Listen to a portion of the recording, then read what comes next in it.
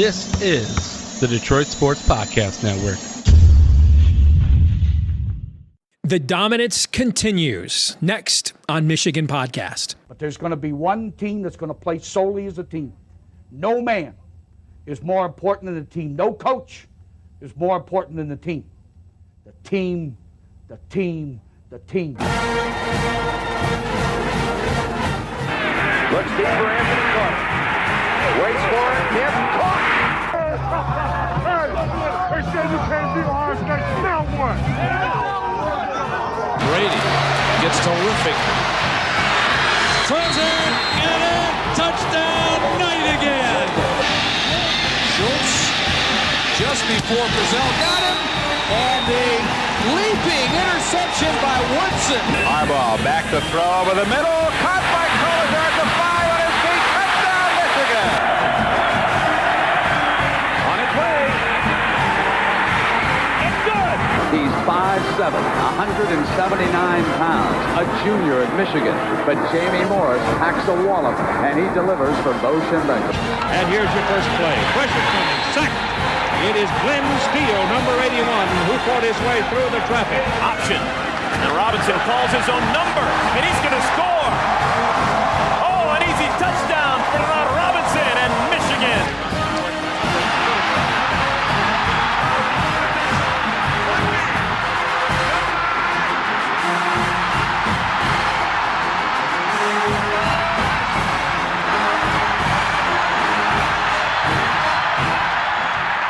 We'll win it. We're going to win the championship again because we're going to play as a team. And when we play as a team and the old season is over, you and I know it's going to be Michigan again. Michigan.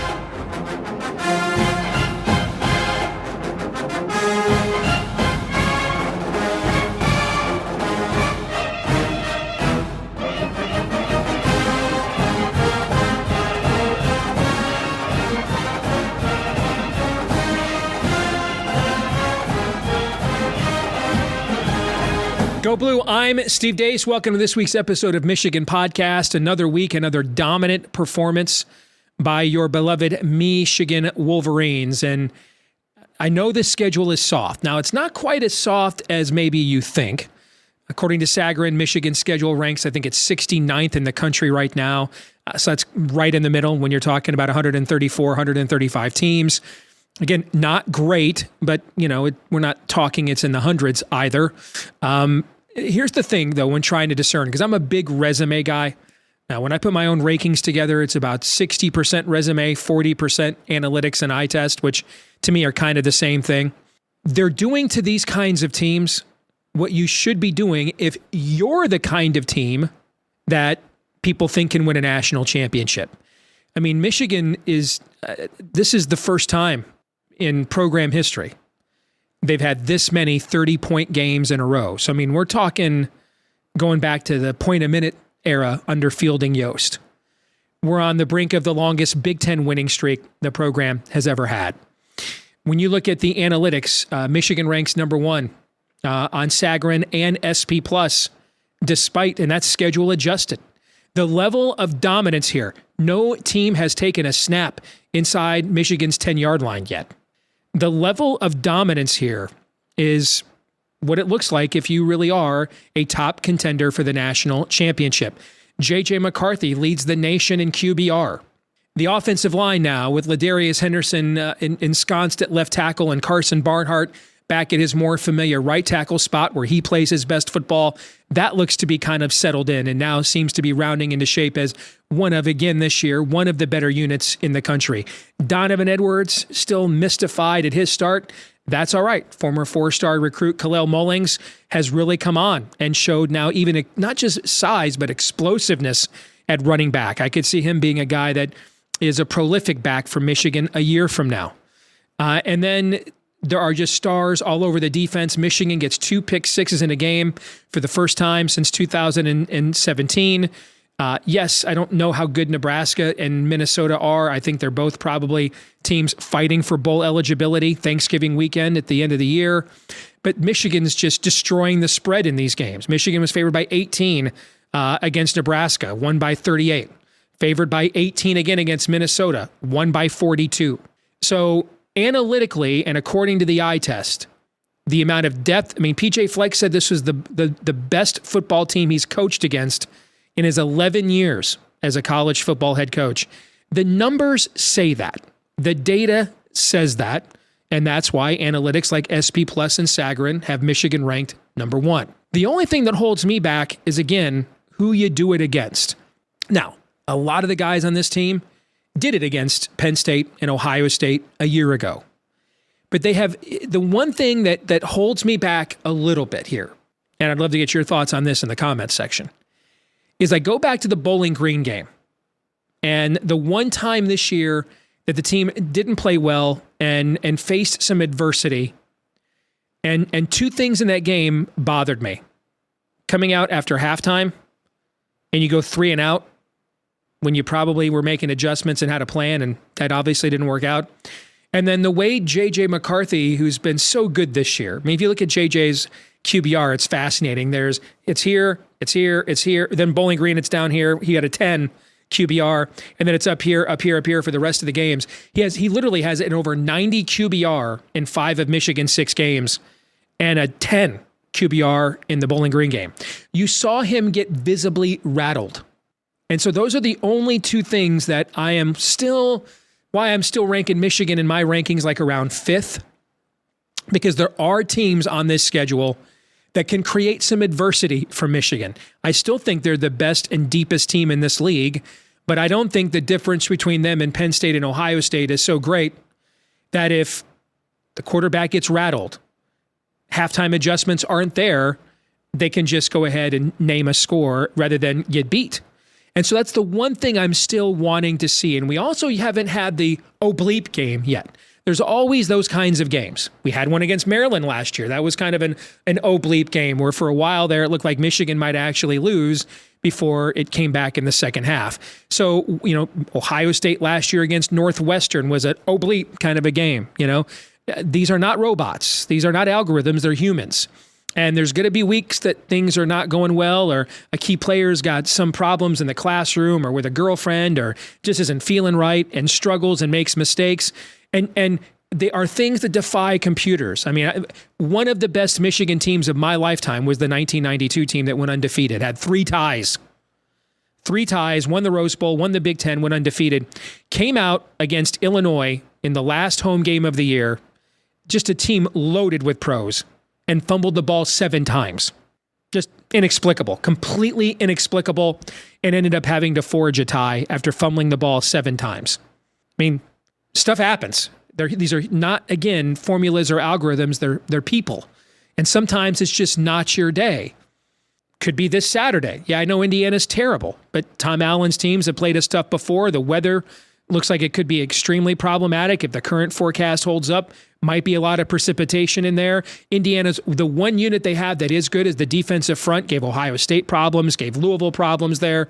And so maybe they shut Michigan's running game down. The passing game isn't there, given the weather forecast, in order to deal with the imbalance. And now suddenly you're in a grinded out game before you know it, and it might be one turnover the other way, it goes against you. I still want to see that.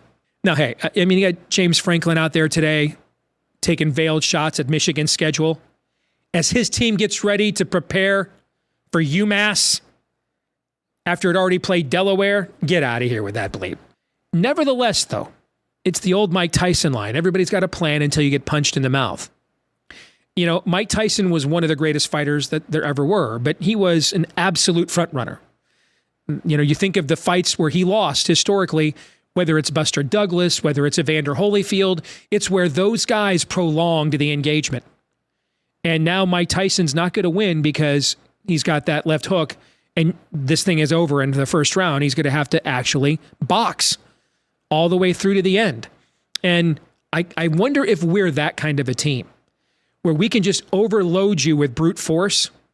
But what happens when you're not overloaded and you can hang around for a while? We've yet to see that. Georgia faced that against South Carolina. You look at other teams have faced that around the country as well. Texas faced that against Alabama and Oklahoma. Oklahoma faced it against Texas. Florida State faced that against LSU on the road at Clemson. we haven't faced that yet, and we will. And if you know anything about this sport at all, historically, it can often happen at the times you least expect.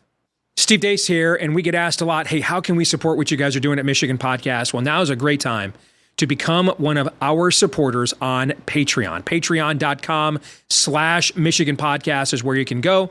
Patreon.com/Michigan Podcast. And if you go there, we're going to make you a little jingle. In fact, you would have gotten these a few months ago, long before the season even started. All of my 2023 football futures bets I've made thus far. I can't recommend a selection any more than I bet this myself. And last year, if you followed my football futures bets and you bet alongside of me, you made a pretty nice ROI chunk of change by the time the season ended. So keep up to date on all things we think and do here at Michigan Podcast. Patreon.com/Michigan Podcast. But more importantly, just $5 a month. And chances are you're going to make a lot more money than that following our sports betting selections. Patreon.com/Michigan Podcast. Again, Patreon.com/Michigan Podcast. And thanks to all of you that have been supporting us already. We appreciate each and every one of you. Go Blue.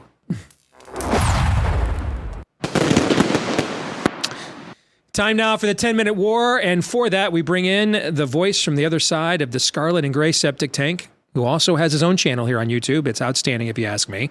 The voice of college football, Mark Rogers. Good to see you again, my fellow college football nut, and my one and only Bucknut friend. How are you, brother? I'm doing just fine, Steve. I am the one and only. Okay, well, that's a little over the top. Some of my best friends are Bucknuts. Okay. Anyway, let's get to it.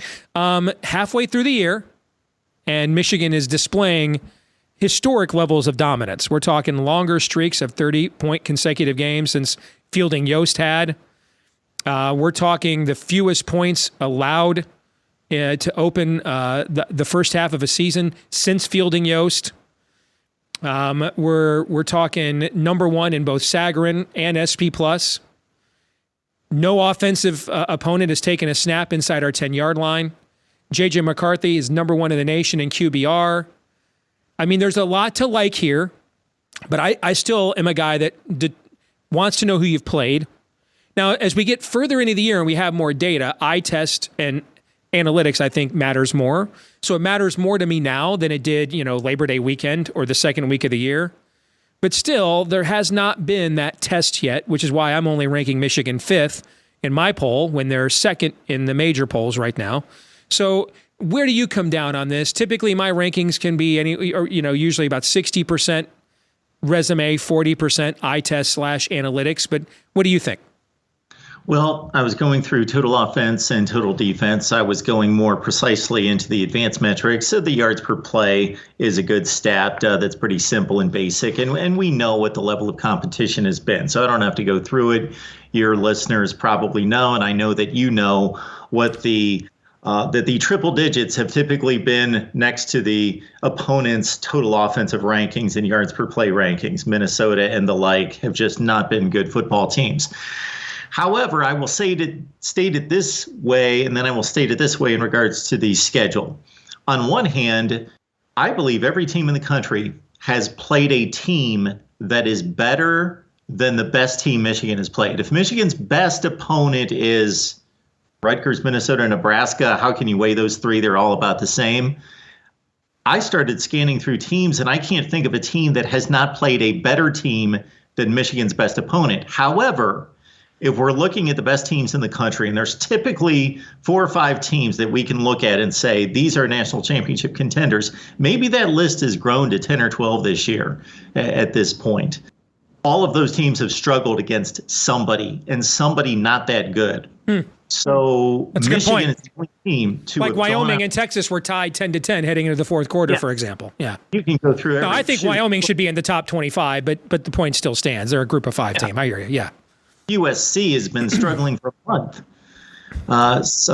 Florida State, Boston College, Georgia, against some mid to low tier teams in the SEC. Everyone has struggled against someone except Michigan. They have been complete from start to finish. They've been able to pull starters in the third quarter. So even some of their offensive and defensive metrics have to be, the first consideration for me is, well, they haven't played anyone. But then the next consideration has to be, well, they have pulled starters very quickly in these games compared to the teams that we would compare those statistics against. So they've been dominant wins and complete wins. They can only play the schedule. The coaches and players can only play the schedule. I will fall toward Manuel and the athletic department for pulling the big non-conference game the last 2 years. I would also go ahead. Just say, Steve, I would also have a different perspective on this team if they were not the two-time defending Big Ten champion that disposed of Ohio State and Penn State last year.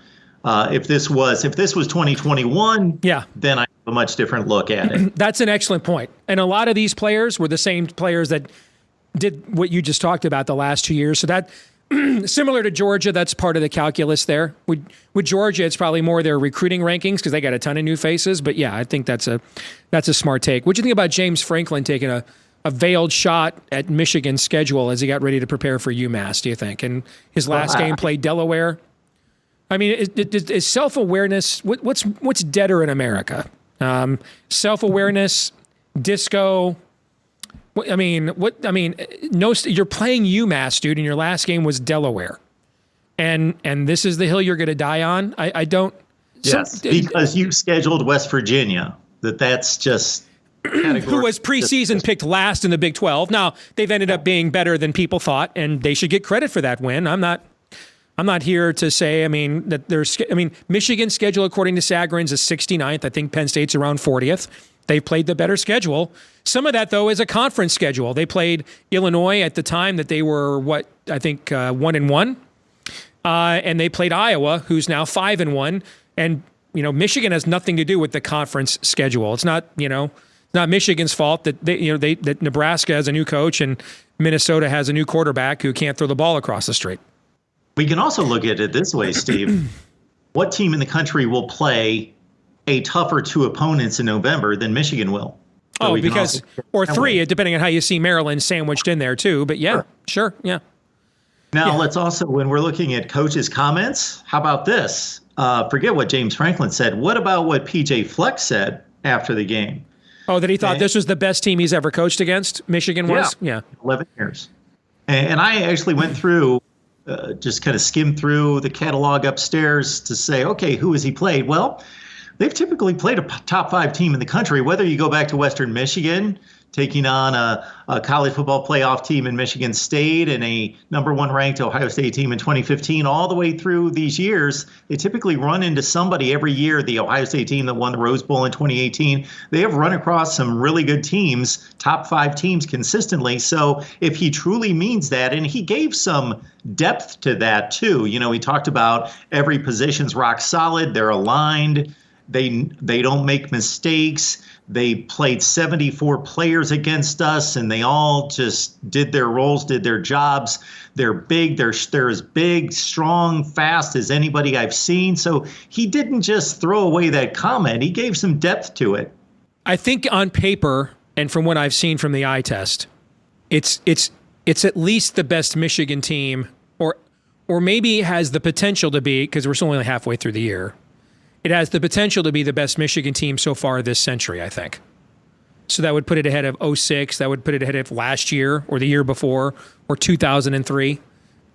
Those would probably be the top 4 Michigan teams of the 21st century. And now you're getting back, you're back to 1999, where, Michigan's got a team loaded with guys from the 97 class that was number 1 in the country and a quarterback named Tom Brady.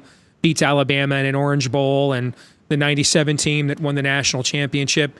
So now you're going back to another era of college football too, where you could actually win every week 14-10 if you had to.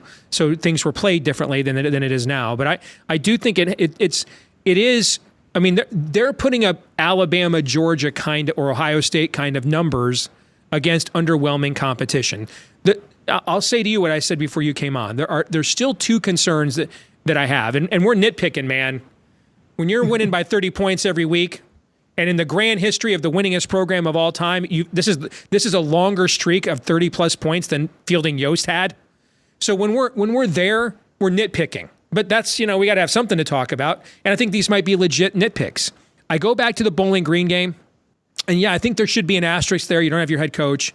And the guy that is coaching the team is also coaching the offensive line and coordinating the offense. So everybody's got a lot on their plate, okay? But I go back to Michigan played like garbage in that first half.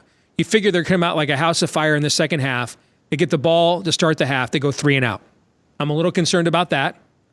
And then you could, if you go back and watch that game, you can visibly see J.J. McCarthy lose his composure.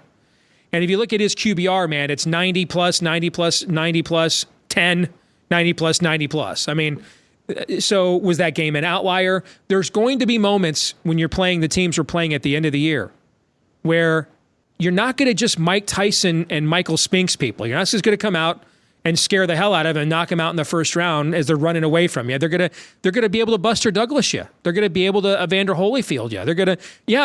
You're the biggest. You're throwing the biggest punches, but we're not going to be so easy to knock out.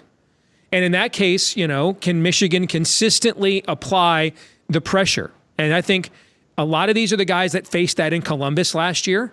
And so I think the answer is probably yes, but that's the one thing I am concerned about moving forward.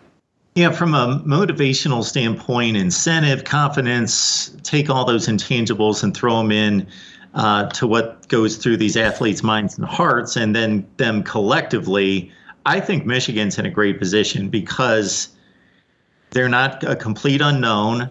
They don't need to prove it to themselves, I don't believe, at this point. They've gone through Ohio State 2 consecutive years. They've won the Big Ten championship. They were on the field with TCU. They know that they blew that game. Credit TCU with being there to receive the gifts, but they know that they blew that game.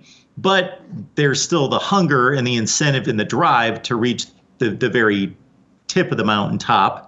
So I think that's a good place to be, where you have the confidence knowing, hey, we know how to win big games against elite teams. We've done it, but we haven't achieved our goals yet. So there's still that hunger and that drive to do so.